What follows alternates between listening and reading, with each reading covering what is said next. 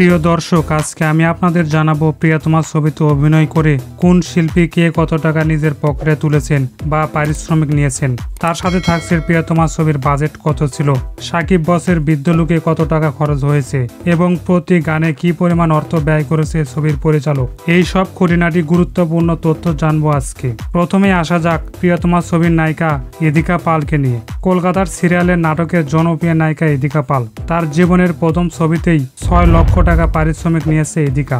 এই ছবিতে ভিলেন চরিত্রে দেখা গেছে শহীদুজ্জামান সেলিম তার চরিত্রের জন্য কোপ দিয়েছেন 5 লক্ষ টাকা। তার সাথে আছে বাংলা সিনেমার গুণী অভিনেতা কাজী হায়াত, তার দক্ষ অভিনয় দিয়ে নিজের পকেটে ভরেছেন 5 লক্ষ টাকা।